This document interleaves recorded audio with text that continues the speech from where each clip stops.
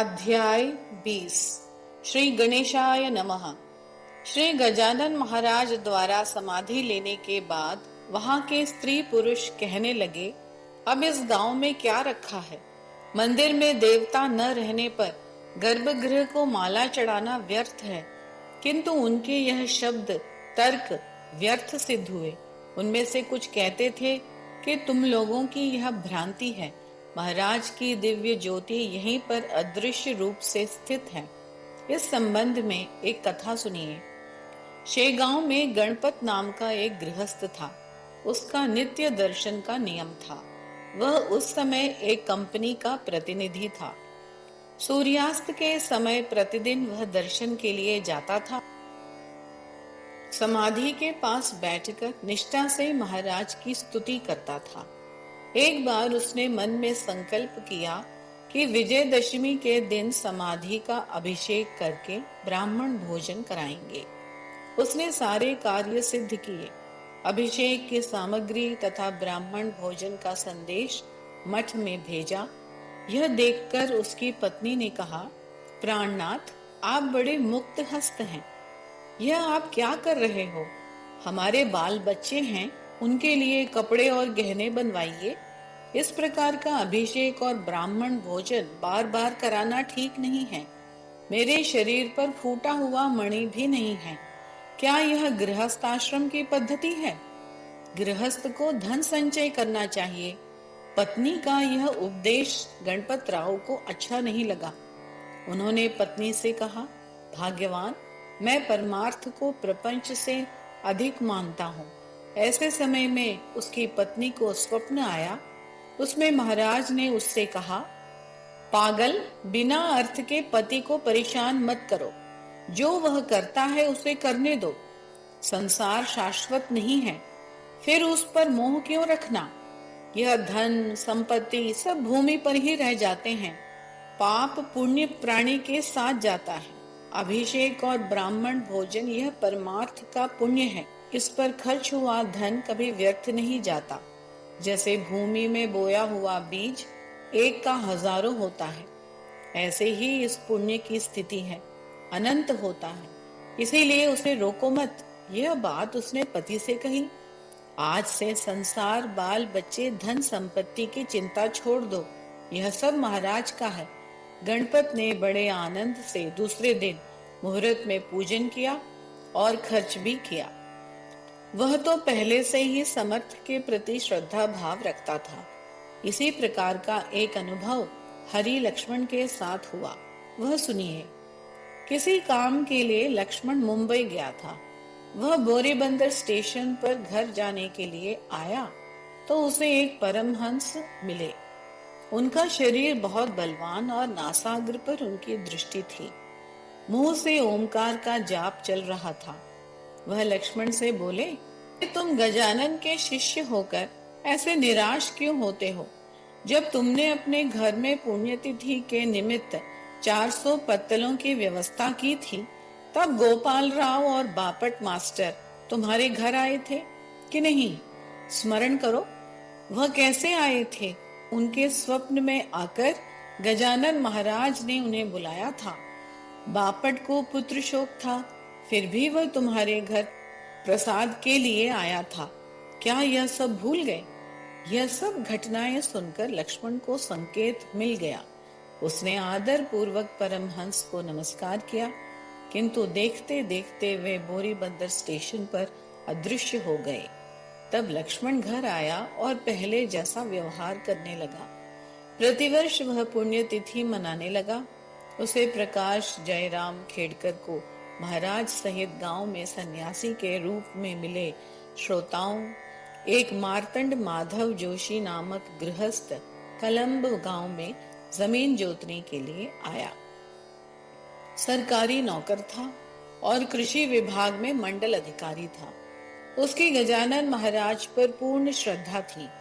दिन भर जमीन जोतने का काम करने के बाद सूर्यास्त के समय उसे शेगांव दर्शन करने की इच्छा हुई।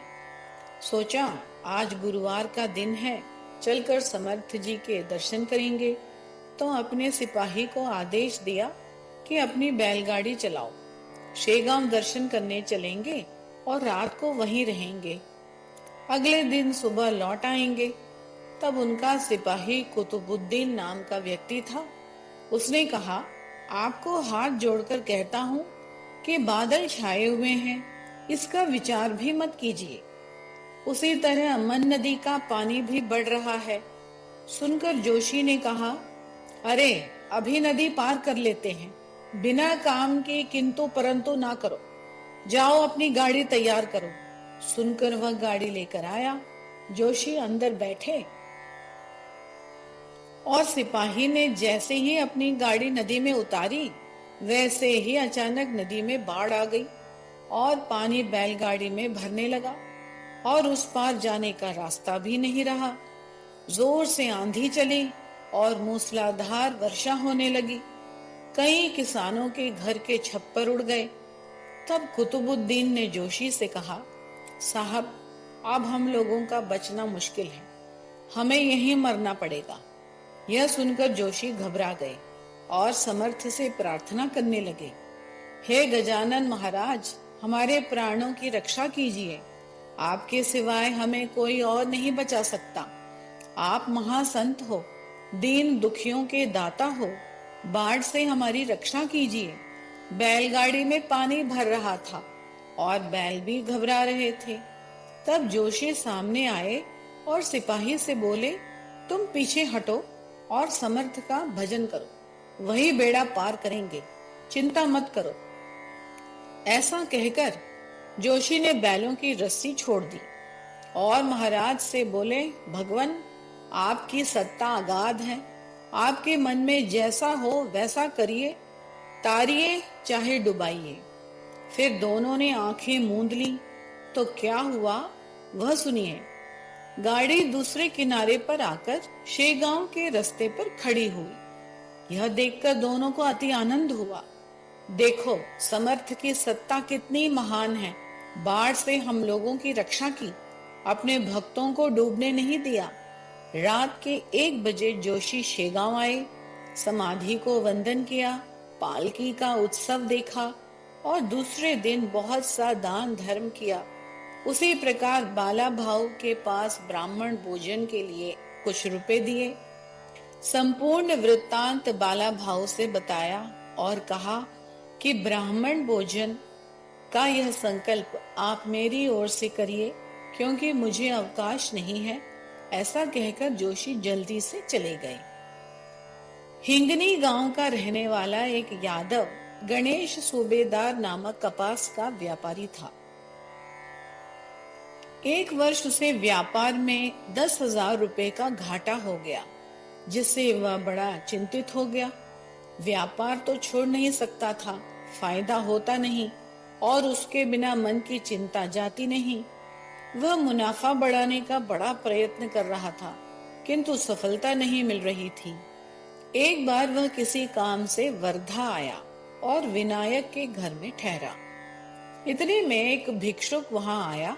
उसका वेश महाराष्ट्र के लोगों जैसा था, जो देखकर विनायक को क्रोध आ गया।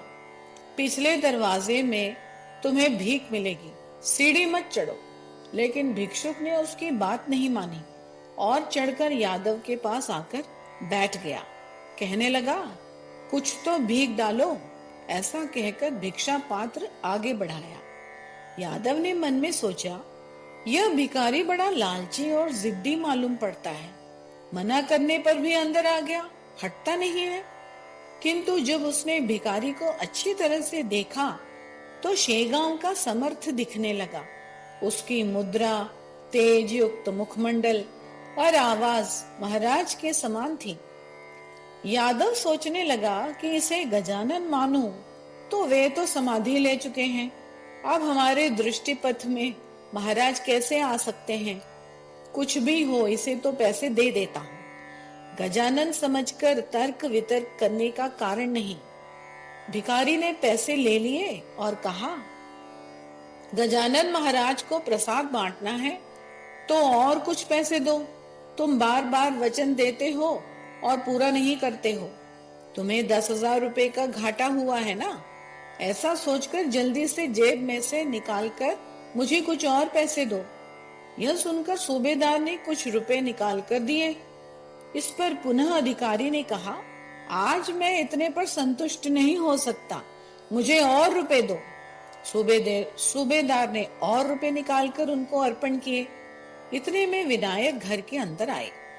जब यादव अकेला था तब महाराज ने उससे कहा कि तुम मेरे सामने खड़े हो जाओ, मैं तुम्हारी बीमारी ठीक कर दूंगा। वह आंख मूंद कर उनके सामने खड़ा हो गया और महाराज ने उसके पूरे शरीर पर हाथ फेरा। यादव पहले जैसा स्वस्थ हो गया। इतने में विनायक वहां फिर से आया और भिखारी दरवाजे से बाहर चला गया। उसने अपने मन में सोचा कि अगर यह गजानन ही है तो आज मुझे व्यापार में निश्चित रूप से लाभ होगा। इतने में ही कपास की गाड़ियां वर्धा के बाजार में बिक्री के लिए आईं और उसे बहुत अच्छी कीमत मिली, जिससे यादव बड़ा संतुष्ट हुआ। उसको दृढ़ विश्वास हो गया कि अधिकारी के रूप में गजानन महाराज ही मिले हैं। दृढ़ निष्ठा होने पर समर्थ सदैव रात दिन अपने भक्तों की रक्षा करते हैं। राजा राम कंवर नाम का एक डॉक्टर खाम गांव में था। उसकी बदली शेगांव से उत्तर तेल्हारा नामक एक गांव में हो गई। वह तेल्हारा जाने के लिए अपने परिवार के साथ खाम गांव से निकला और मठ में श्री गजानन महाराज का दर्शन करने के बाद गाड़ी से तेल्हारा जाने के लिए तैयार हुआ। शाम के समय मठाधिपति बाला भाऊ उससे कहने लगे कि आप प्रसाद लेकर फिर तेल्हारा जाना। आप तो आज तक कभी भी प्रसाद ग्रहण किए बिना नहीं गए हैं, फिर आज ऐसे क्यों? तब कंवर ने कहा, क्योंकि मुझे जल्दी है, आप आग्रह मत कीजिए। इस प्रकार कहकर वह बैलगाड़ी में बाल बच्चों के साथ तेल्हारा जाने के लिए तैयार हुआ। अंधेरी रात थी और ठंडी भी भयंकर लग रही थी। इस समय ऐसा चमत्कार हुआ कि गाड़ी वाला तेल्हारा का रास्ता भूल गया। गाड़ी बहुत ही पतली गली से गुजर रही थी। दोनों तरफ कांटेदार पेड़ थे। रात का समय होने से रास्ता पूछने के लिए कोई नहीं था। क्या करें? अंत में एक बड़े सरोवर पर गाड़ी रुक गई। तब गाड़ी वाले ने कहा, साहब रास्ता भूल गया। यह सुनकर कंवर को बड़ा आश्चर्य हुआ। नीचे उतरकर देखा तो कुछ भी नहीं दिख रहा था। तो वह बैलगाड़ी वाले पर बरस पड़े। कहने लगे कि तुम तेल्हारा के हो, इसलिए मैंने तुम्हारी गाड़ी की थी, तो तुमने यहाँ एकांत जगह लाकर खड़ा किया है।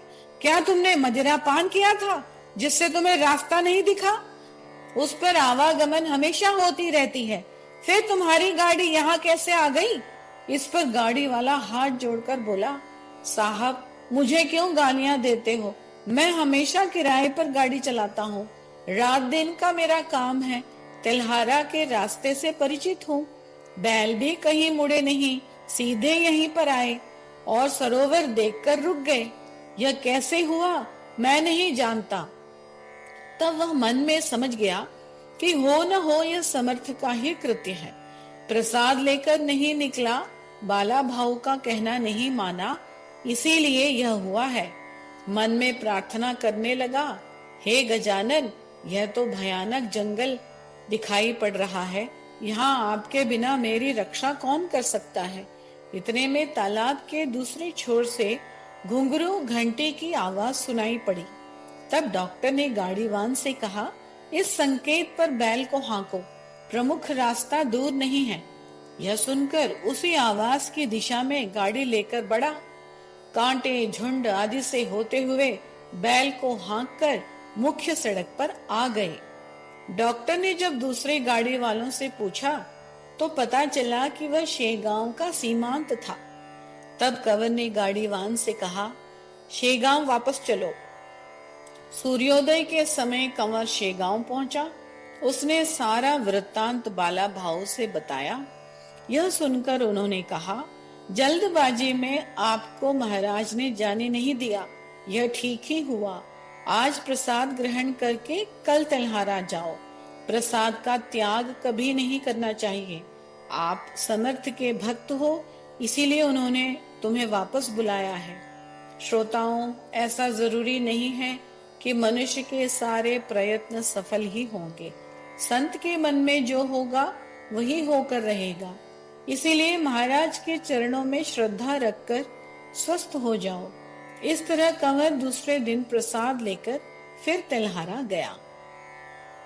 रतनसा नामक एक गृहस्थ था। उसका 1 वर्ष का बेटा था जिसका नाम दिनकर था। उसे सूखा रोग हो गया। बच्चा एकदम सूख गया, केवल उसकी त्वचा रह गई और सारी हड्डियां मानो त्वचा के बाहर आ गई थी। बड़े बड़े वैद्य बुलाए गए किंतु कुछ फायदा नहीं हुआ। उसको तेज बुखार रहता था और वह दूध और पानी भी नहीं पीता था। वैद्य ने रतन शाह से कहा, अब यह बच नहीं सकता, इसे औषधि देना व्यर्थ है। यह सुनकर रतन शाह रोने लगा। अंत में उसने मन में विचार किया कि आखिरी उपाय करके देखने में कोई हर्ज नहीं है। उस बच्चे की अवस्था देखकर घर के लोग रोने लगे। उसके हाथ पैर ठंडे पड़ गए थे, नाड़ी छूट गई थी। ऐसी अवस्था में रतन शाह ने बच्चे को हाथों में उठाया, गजानन महाराज के द्वार पर रखा और संकल्प किया कि मेरा यह बालक रोग मुक्त हो गया तो मैं 5 रुपए का प्रसाद बांटूंगा। आपने सबको सफलता दी, मैं आपका ही हूँ, मेरी उपेक्षा मत कीजिए। इस बालक पर कृपा कीजिए। यदि यह मेरा बालक आपके द्वार पर मर जाता है तो सारे बराड़ में आपकी अपकीर्ति होगी। सारे लोग आज तक कहते आए हैं कि आपके चरण अमृत हैं। मैंने निश्चय किया है कि यदि मेरा यह बेटा नहीं उठा तो मैं भी आपके चरणों पर सिर पटक पटक कर मर जाऊंगा। फिर हे महापुरुष, मुझे उसके दुख में कष्ट मत दीजिए। थोड़ी देर में चमत्कार ऐसा हुआ कि वह बालक हाथ पैर चलाने लगा। उसकी नाड़ी भी ठीक हो गई और वह रोने लगा। यह देखकर सबको बड़ा आनंद हुआ। भला समर्थ की कृपा होने पर दुख कैसे रह सकता है। इस प्रकार महाराज सत्य संकल्प दाता हैं। संतों की कृपा अनमोल होती है, उसका मूल्य नहीं लगाया जा सकता। राजा नामक एक लड़का संत कृपा का ही फल है। रामचंद्र पाटिल की चंद्रभागा नामक एक कन्या थी जिसका ससुराल लाड़े गांव में था। वह 18 वर्ष की थी।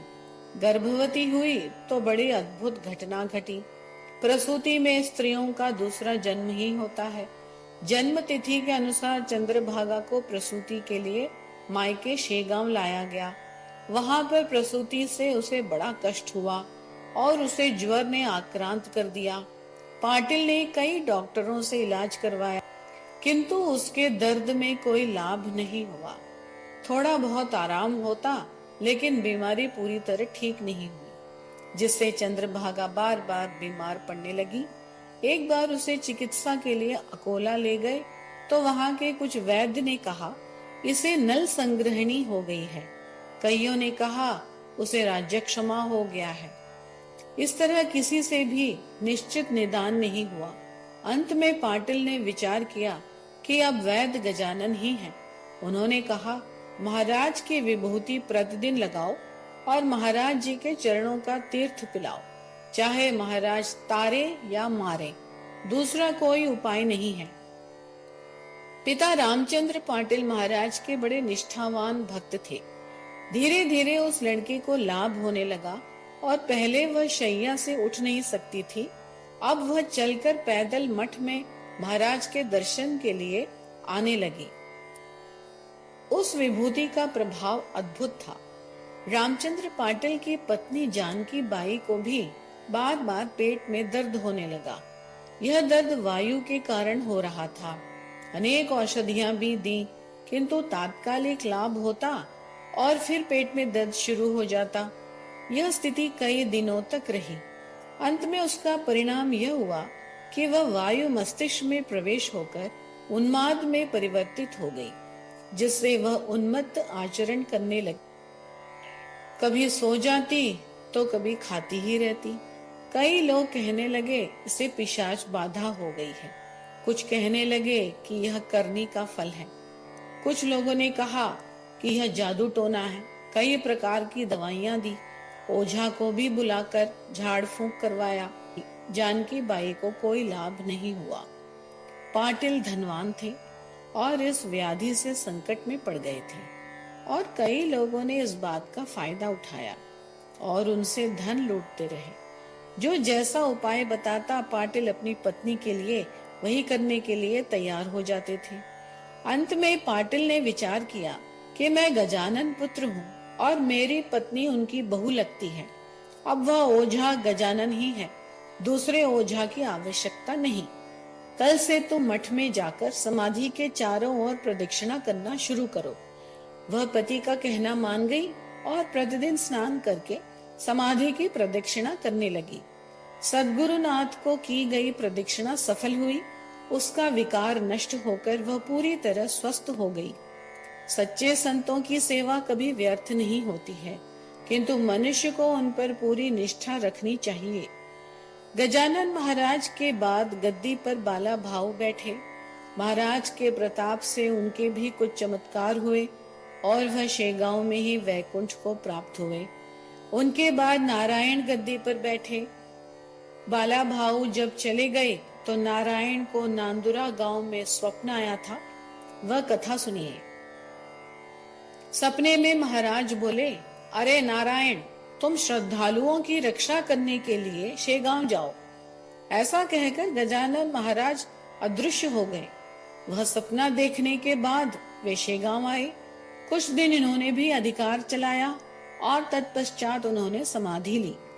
गजानन महाराज की लीलाएं कभी खत्म नहीं हो सकती। उनकी लीला के समुद्र का मुख से वर्णन करना असंभव है। उन्होंने मुझसे जो करवाया वही यहाँ पर लिखा है। मेरा इसमें कुछ नहीं है। मैंने सिर्फ लिखने का काम किया है। लिखाने वाले तो वही सद्गुरु हैं। उनकी कृपा से ही मैं लिख पाया हूँ। श्री दास गणों द्वारा रचित यह ग्रंथ आप सभी के मनोरथ को पूर्ण करे, ऐसी मेरी उस ईश्वर से प्रार्थना है। शुभम भवतु। 20वां एवं अंतिम अध्याय समाप्त।